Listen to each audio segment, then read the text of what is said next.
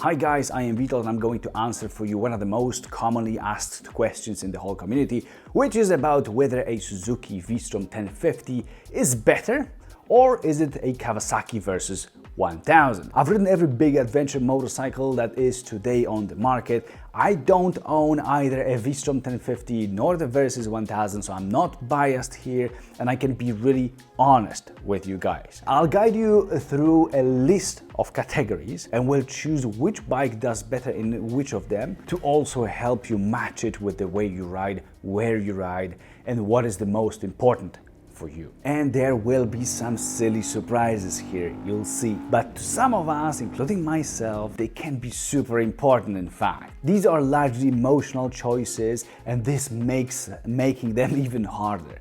In the end, I'll tell you which bike I would choose myself and why. The V-Strom 1050 that I've ridden is an XT version that from 2023 is largely now a standard V-Strom with some tech additions and some accessories removed from the XT, but mostly it's an unchanged bike. The Versys 1000 I was riding is a top-of-the-line SE version. Let's start with the first category, which is engine and performance. Here, a V-Strom has an awesome engine, that being a two-cylinder V-shaped engine with 1037 cubic centimeters of displacement and 107 horsepower and 100 newton meters of torque, positions itself somewhere between the big 1200cc bikes from this category and also the smaller 800cc ones. However, it's a bit of a sweet spot also that despite not having that much power, gives an impression of being super aggressive if you want it to. Versys has an inline four-cylinder engine with 1043 cubic centimeters of displacement, 120 horsepower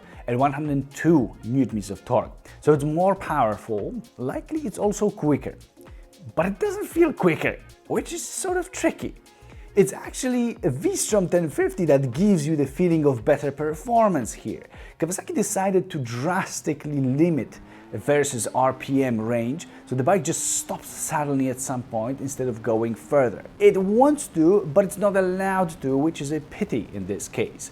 Gears are fairly short for a big four-cylinder, with flexibility also not being as good as in the V-Strom 1050. Then the V-Strom can be a bit shaky if you try to push it on a higher gear at too low speed, but it's generally pretty pleasant overall in terms of its engine. Versys has a rather weak low end. However, it is smoother than the V-Strom in the RPM that we use the most. Now then, if you exceed 5000 RPM and you keep the throttle steady there, it's a weapon for women. It vibrates so freaking much. Great job, Kawasaki. But it's true science. I tested it. So yes, overall Kawasaki has a vibration problem over 5000 RPM. And on top of that, it gets terribly hot right after you push it, which doesn't help on warmer days, even if you ride at some speed. So not exactly for quick summer city rides, this bike will not be super crazily happy about that. This point I'm giving to V-Strom as its engine is more fun to use, I think, and it doesn't have vibration nor that heat issues.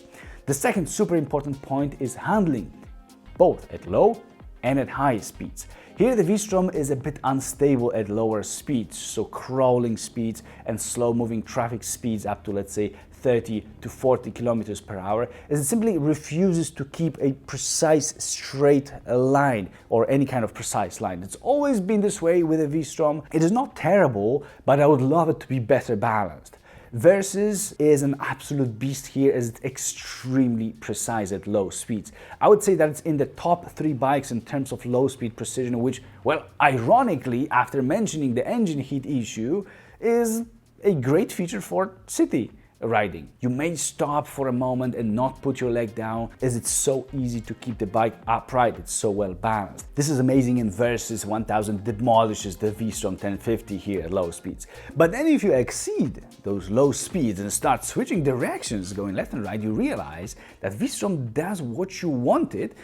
After a bit of encouragement, it's also predictable, while the Versys will fight you with all it's got. It's not that happy to lean into corners and change directions, and so definitely do what you can, guys, to not use a brake or not accelerate when in a curve, as the bike straightens up a lot trying to go straight, and it really can be a struggle. It can be surprising, especially to novice riders. This was very visible, and it may not encourage you to go and just have fun on a twisty mountain road. V-Strom is much better here. While it's not great, still it does what you tell it to do and does it safely. So you would expect it to be a tie here, but since the Versys really can disappoint at speeds, at higher speeds, V-Strom will still do okay enough at low speeds, where it's worse than a Versys. So I confidently have to give the handling part to the V-Strom.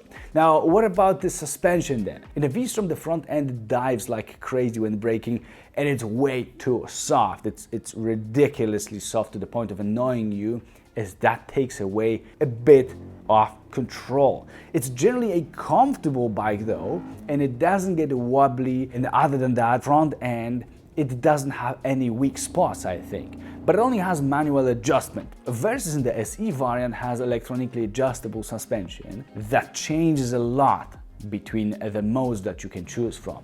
I found the sport mode way too stiff to use anywhere other than a living room, but if you want to hurt yourself and climb a sick leave at work for back pain, you have such an opportunity here to use that. It also doesn't dive at the same time overall, which is a great feature in comparison with a V-Strom, and it somehow makes you feel like you can control this bike better. V-Strom has 16.5 centimeters of ground clearance, while Versys is said to be having 15 centimeters, but none of these is a real off-road bike, so I don't think it even matters. I feel that Versys 1000 overall has a more pleasant suspension than a V-Strom, and with electronic adjustment in the SE variant, it does get a win here, even though I believe that the V-Strom could overall be considered a more comfortable bike.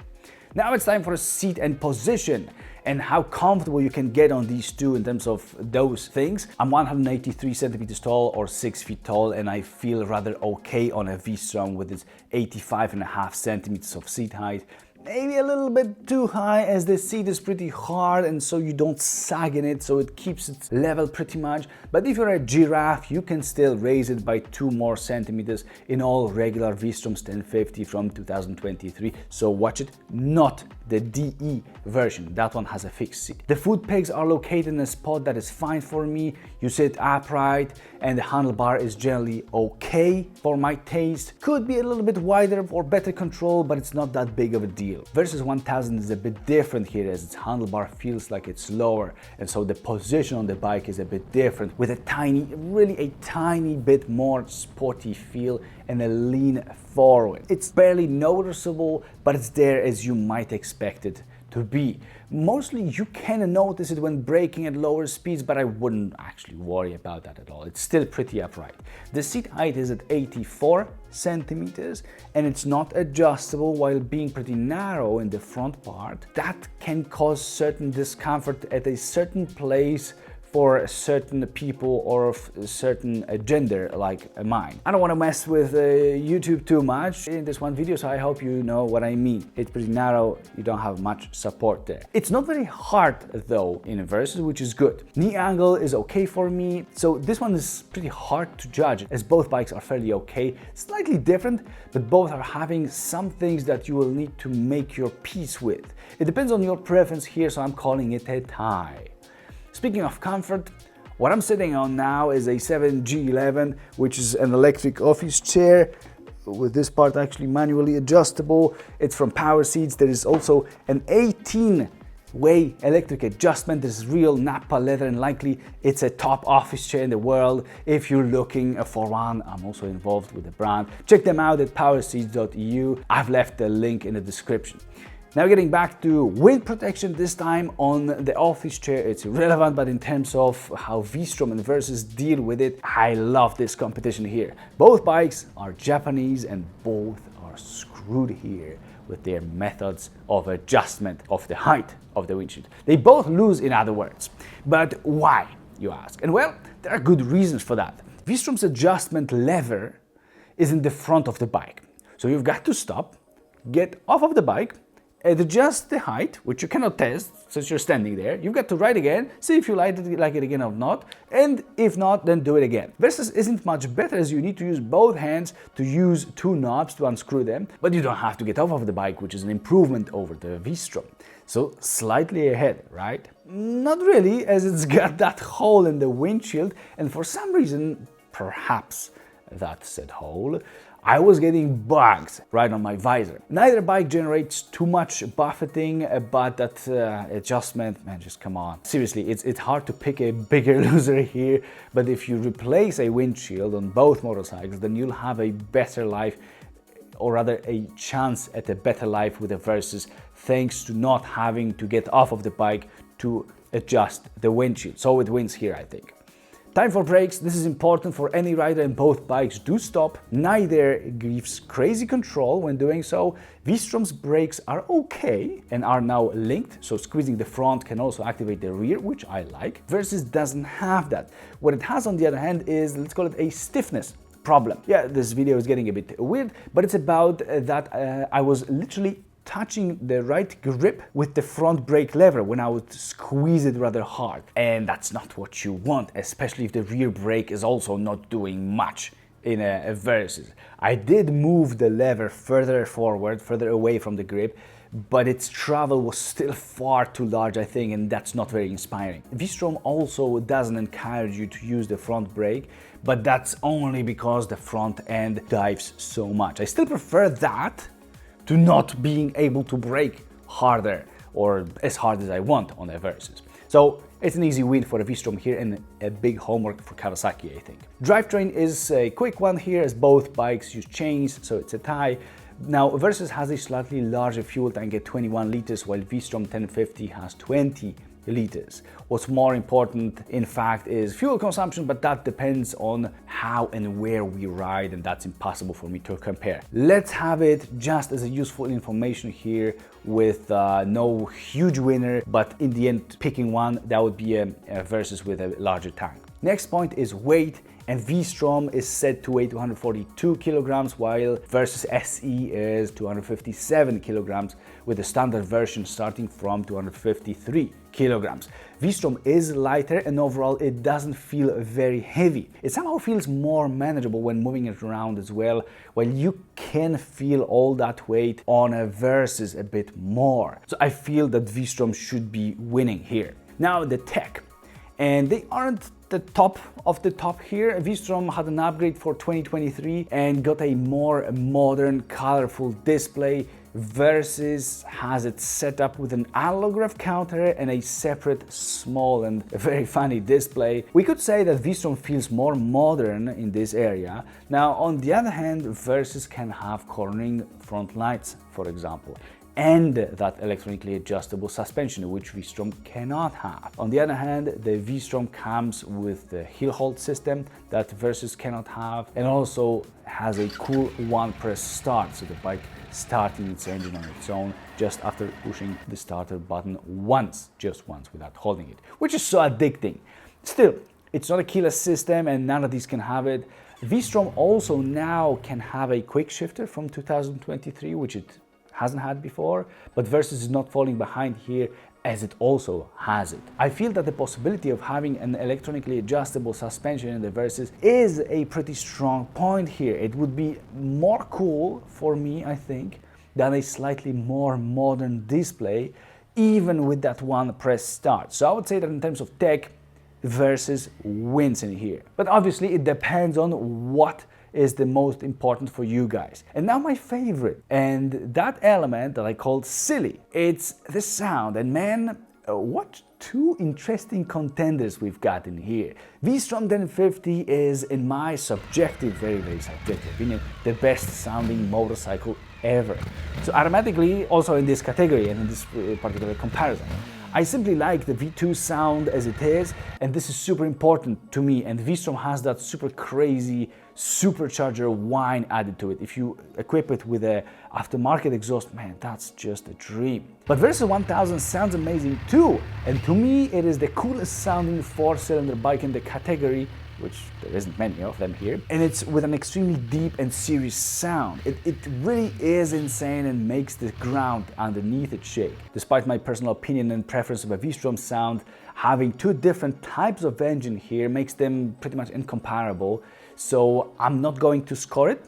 And instead, please let me know in the comments which one you like more in terms of their engine sound. Now, before the next point, I am not assessing off-road capabilities of these bikes, as I don't think that this is what they are exactly built for, and this is not what I think they would do well at. In fact, I wouldn't take any of the big, heavy and expensive adventure motorcycles for off-roading heavier or harsher than a simple gravel road. But if you would like some indication, then ground clearance would be where I would look at. V-Strom 1050 would win it over a Versys because of that ground clearance, because of the slightly different position, and it generally feels like a bike that could do more also because of suspension travel. But getting to one of the last factors, which is design and overall feel of how the bike is built, it's a bit like with the windshields case, just fully subjective here. If you would like my fully open comments on the design part, please check my full honest reviews of one and the other bike that are linked in the description. Here I'll just say that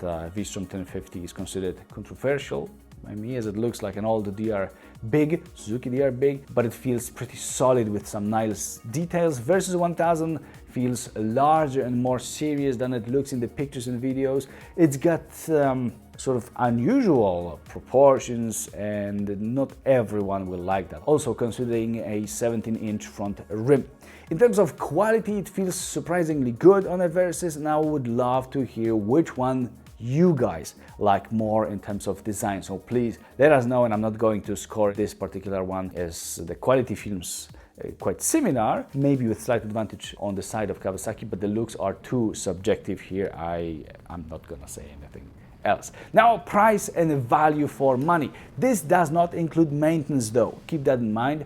The difference in price between the two base models where I live is 7.5%, making a base V-Strom 1050 more expensive. Then for Versys to have electronically adjustable suspension and all that cool and fancy stuff in terms of equipment going for the SE version, it makes the difference between the price of those bikes grow to 28%.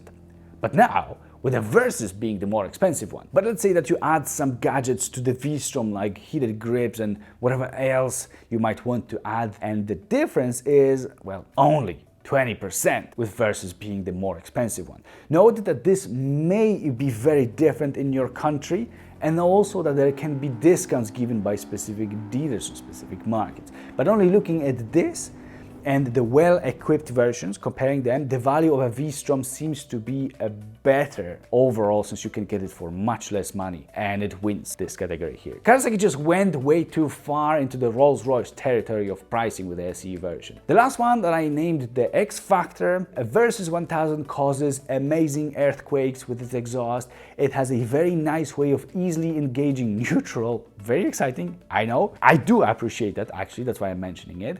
It's also amazingly well balanced at super low speeds.